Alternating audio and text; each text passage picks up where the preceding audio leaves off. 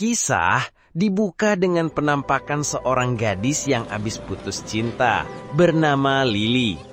Lily tinggal di Jerman. Untuk melupakan kegagalan cintanya, ia pergi mengunjungi adiknya di Mallorca, Spanyol. Tidak hanya sekedar berkunjung, Lily juga pergi berlibur ke sana. Sesampainya di bandara, Lily dijemput adiknya yang bernama Valeria dengan mobilnya. Lily! Ich hab dich so vermisst. Mallorca ternyata adalah pulau eksotis yang indah. Sang adik tinggal di properti lama warisan keluarga mereka. Vale?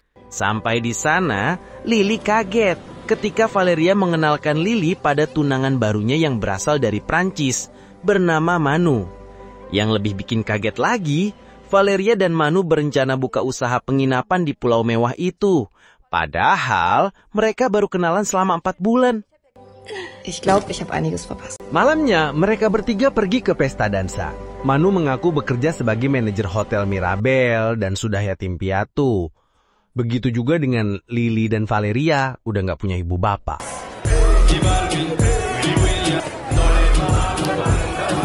Di tempat pesta, Lily bertemu dengan seorang bartender tampan bernama Tom.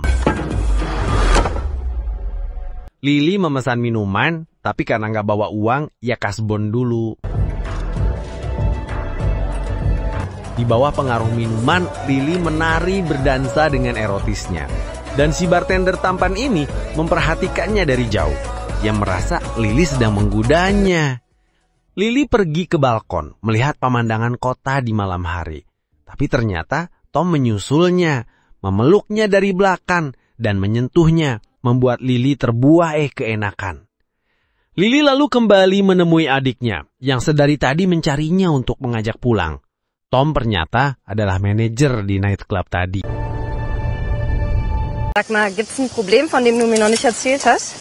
Keesokannya, Lily segera menyadari bahwa kunjungan ini bukan sekadar reuni keluarga. Valeria ternyata memiliki rencana bisnis yang ambisius, yaitu menjual properti warisan orang tua mereka yang berharga untuk mendanai sebuah proyek mewah baru. Valeria butuh persetujuan Lily untuk menjual properti keluarga untuk mendanai usaha tersebut. Rencana ini langsung menimbulkan konflik antara Lily dan Valeria. Properti tersebut bukan sekadar bangunan, itu adalah satu-satunya peninggalan fisik dari mendiang ibu mereka setelah sebuah kecelakaan tragis. Dan Lily merasa berat untuk melepaskan kenangan yang melekat di dalamnya.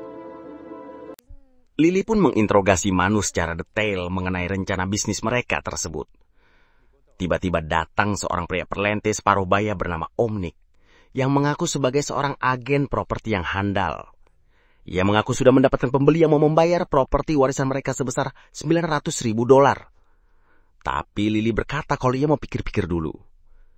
Tiba-tiba datang lagi seorang emak-emak bernama Giraso, yang ternyata istrinya Omnik. Maklern, kochen, und... Bitte.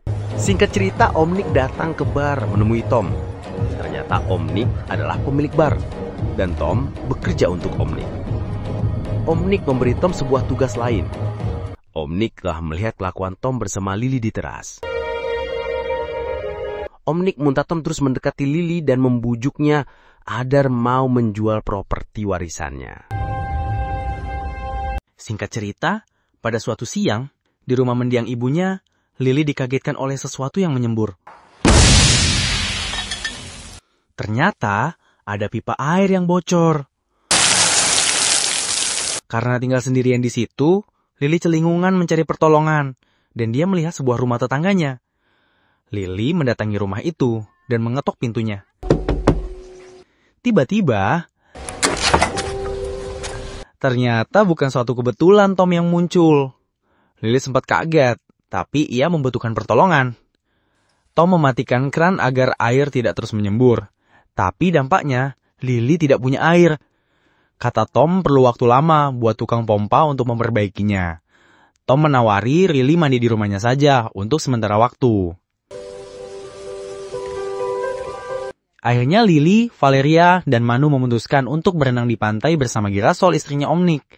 Nah, ketika mereka bertiga pulang dari pantai, tiba-tiba ada seorang cewek nungguin Manu, yang ternyata adalah mantan kekasih Manu bernama Bea. Manu mengaku sudah putus dan malah mengusir wanita itu. Valeria bergegas mengajak Lily masuk ke dalam rumah yang disewanya bersama Manu. Wow. Lily akhirnya balik ke rumahnya dan baru menyadari kalau dia tidak punya air. Dan akhirnya, menerima tawaran Tom. Karena bajunya basah, ia bermaksud meminjam bajunya Tom. Tapi anehnya, bajunya hanya ada warna hitam dan putih. Lily memilih warna putih dan mereka mengobrol di teras. Singkat cerita, pagi-pagi Om Nick sudah menunggu Tom di bar, yang dengan tidak sabar menanyakan perkembangan PDKT Tom ke Lily. Tom berkata, "Sabar, saya sedang menjalankan tugas." Om Nick mengingatkan kalau investor sudah tak sabar ingin segera tanda tangan akte jual beli. Tom memulai PDKT-nya lagi dengan mengajak Lily jalan-jalan. Hingga akhirnya ketika dia rasa mulai akrab, Lily mulai memberanikan diri untuk curhat mengenai konflik rumah warisan dengan adiknya. Tom mencoba mendukung keputusan Valeria, tapi Lily menganggap Valeria tidak bisa berpikir jernih karena sedang mabuk cinta. Tapi tiba-tiba Lily melihat mantannya Manu. Lily mengikuti cewek itu hingga ia menghilang di sebuah hotel bernama Mirabel.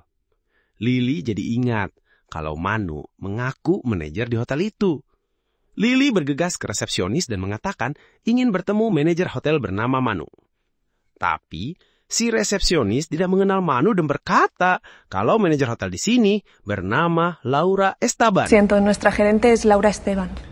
Laura segera memberitahu adiknya kalau ia melihat Bea dan Manu bukanlah seorang manajer hotel. Lily khawatir kalau Manu akan menipu Valeria. Tapi Valeria malah berkata kalau kakaknya hanya cemburu karena hubungannya selalu kandas.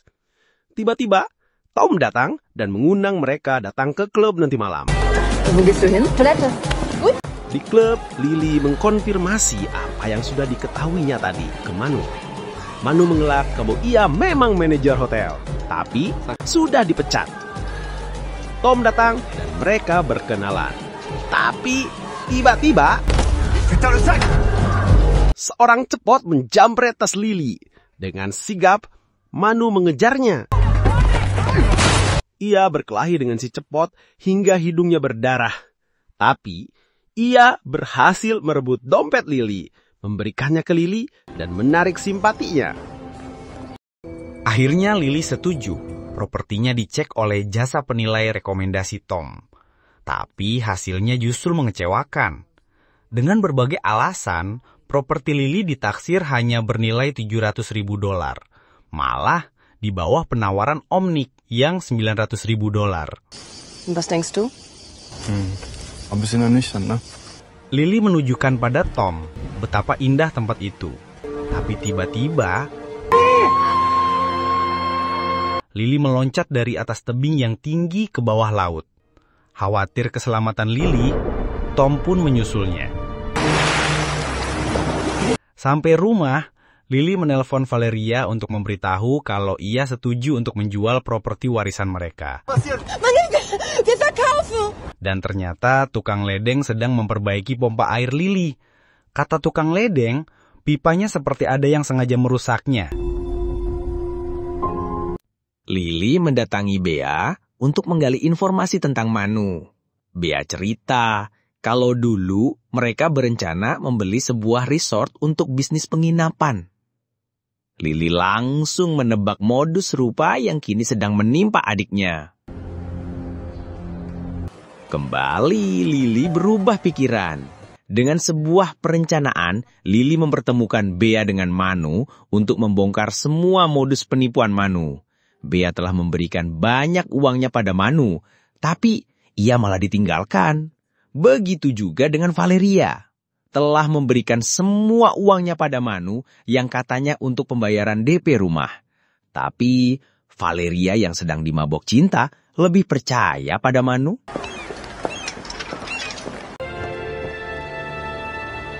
Lily mendatangi kantor Om Nick, tapi tidak ada. Ternyata Om Nick sedang mengadakan pesta ulang tahun putrinya di rumah. Lily mendatangi rumah Nick dengan menyamar sebagai tukang bunga. Om Nick hendak mengusirnya, tapi istrinya malah mengajaknya masuk. Ternyata Valeria dan Manu sudah ada di sana. Di sana, ia juga melihat orang yang mencopet tasnya di klub malam dan wanita jasa penilai propertinya. Dan yang lebih mengejutkan lagi, Lily juga melihat Tom. Lily baru sadar kalau mereka semua adalah satu komplotan yang sudah saling kenal. Lily pun pergi dari sana setelah tidak berhasil membujuk adiknya. Keesokannya, Lily dikejutkan oleh Girasol yang tiba-tiba sudah ada di dalam rumah. Ia memaksa Lily untuk menandatangani surat persetujuan penjualan propertinya.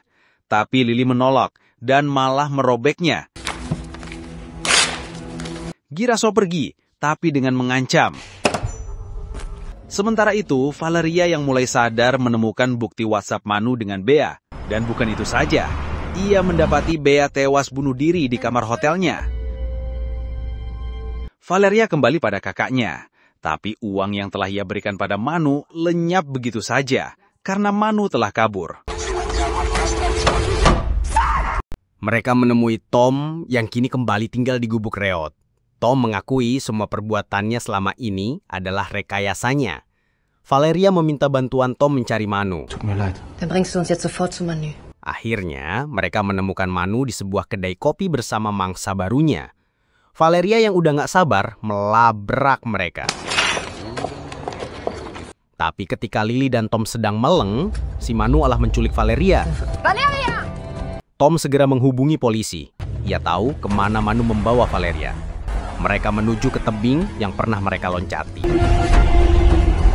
Dan benar saja, di sana ada Valeria, Manu, dan emak-emak lampir yang lagi-lagi memaksa Lily untuk tanda tangan. Manu mengancam Valeria dengan pistolnya. Melihat kondisi ini, Tom meminta Lily untuk menyerah saja menuruti permintaan mereka. Lily yang bingung dengan sikap Tom dengan terpaksa menandatanganinya.